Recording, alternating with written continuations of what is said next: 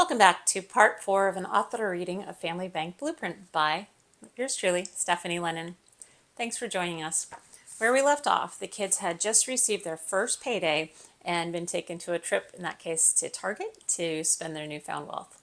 Let's continue. Change in the sofa. Throughout the first couple weeks, additional cash surfaced. Each child was diligent in bringing it to our attention as soon as it was located, ranging from 2 pennies to a tray of small change. The children's disappointment was evident with each coin they turned in.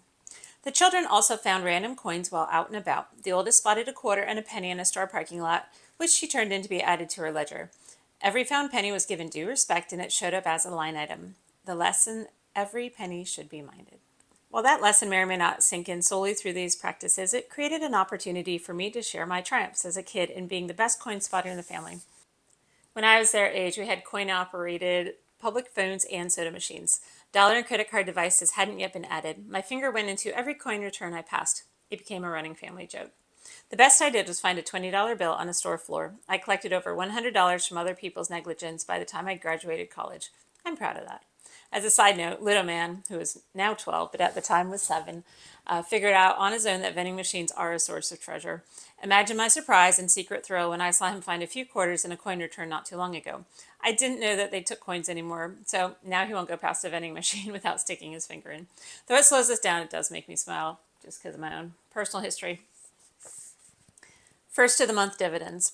February 1st of 2019 was our first opportunity to pay and discuss dividends, interest, or bonus payments.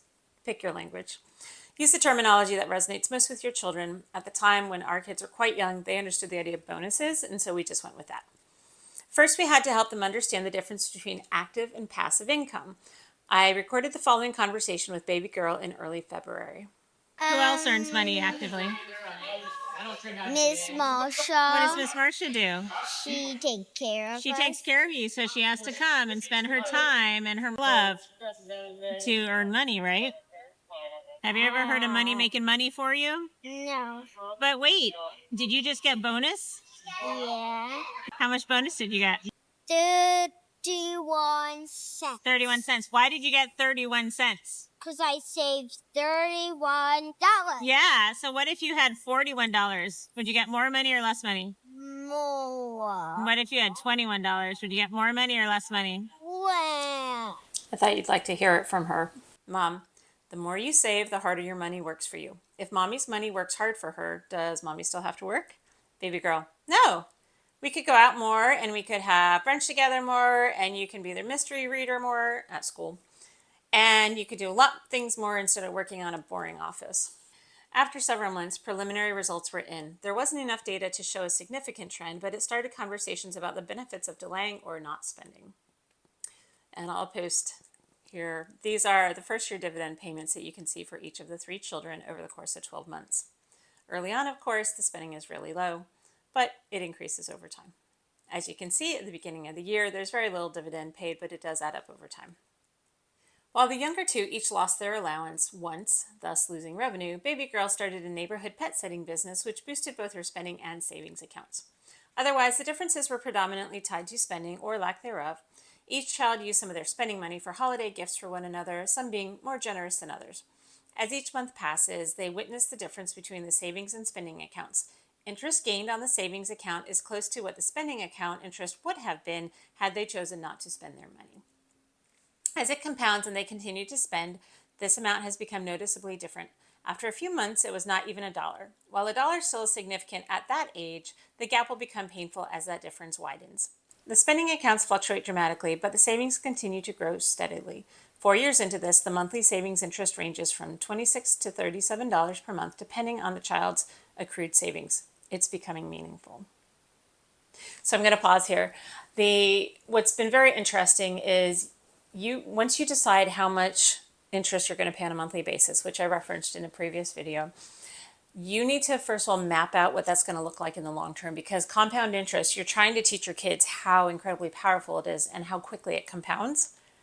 There's a flip side to that. If you're the one paying that interest, you want to make sure it doesn't catch you off guard, because little bits can really add up over time and even get into the 5 figures if you do that 12% like I had mentioned earlier. I think I said this earlier, but what we did decide to do after they had enough set aside in their savings is we actually converted their savings account. We moved it to Vanguard, whatever brokerage or custodian you prefer. I'm not advocating Vanguard itself, but I mean, I like it, but I'm not endorsing it. They're not paying me, et cetera, et cetera. But that's what we do use. Point being is that we moved their money into Vanguard, and so it is growing in the Vanguard account, and the stock market is now paying the compound growth as opposed to me. It's important because that compound growth is going to matter as their balances grow in a very good way for them, but expensive for you if you don't find someone else to pay it. So I'm going to pause once more just for a minute.